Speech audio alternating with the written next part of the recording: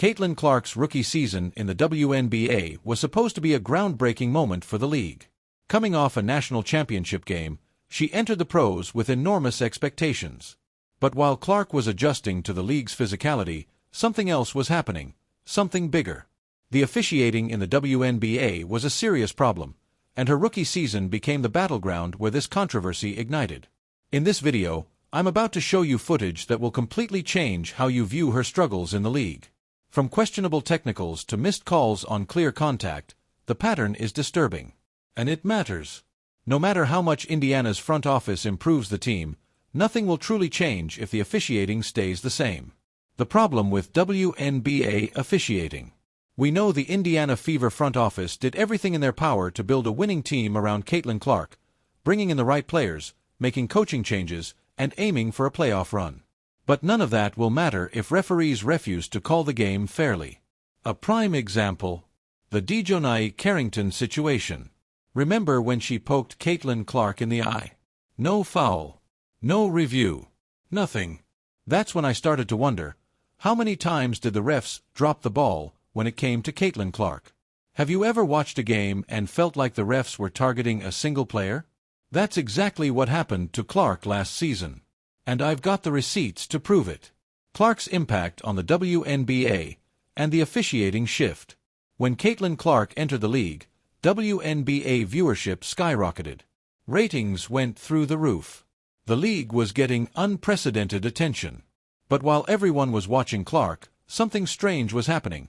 She wasn't getting calls that other players were. Clark was hit with a technical for lightly slapping the backboard after missing a shot, something that happens in almost every basketball game.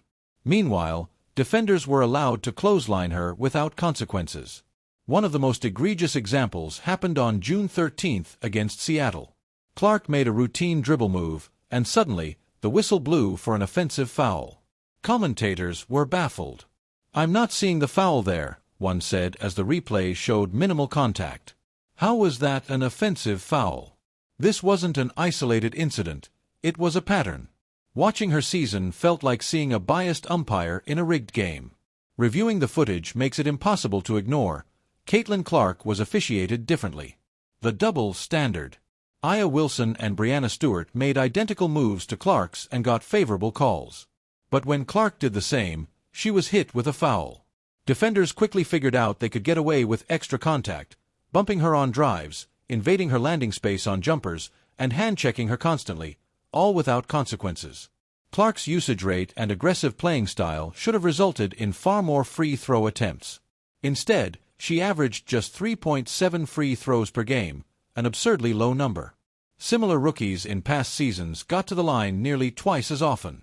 One shocking stat: Clark received 17% of all flagrant fouls called in the WNBA last season, and 80% of those came from the Chicago Sky alone. That's not just tough defense. That's targeted aggression. The most blatant missed calls. The situation went from bad to dangerous. In multiple games, Clark was knocked to the floor 3 separate times without a single whistle. Fans watching at home were screaming at their screens, unable to believe what they were seeing. One of the biggest moments that exposed the officiating problem? The Dejounte Carrington eye poke.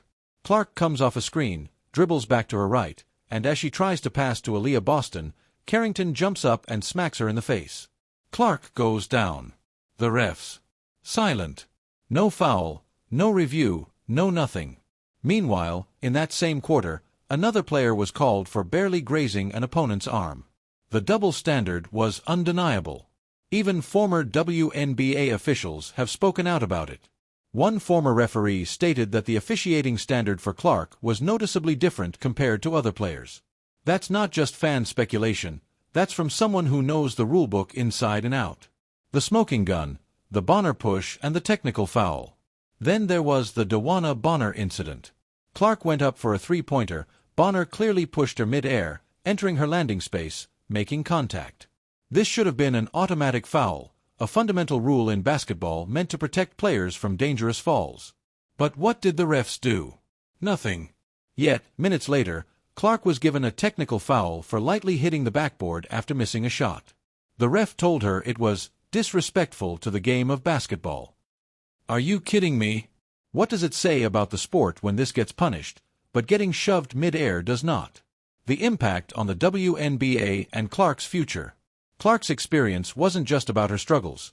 It was about exposing deeper issues in WNBA officiating. If the league wants to grow, they must address these problems. Superstars should get fair treatment, not extra favoritism, but at least the same calls as everyone else. The Indiana Fever have built a better team around Clark for her second season. But none of that will matter if the refs don't get their act together. Final thoughts. What needs to change? The WNBA must hold referees accountable. There needs to be more transparency in officiating decisions.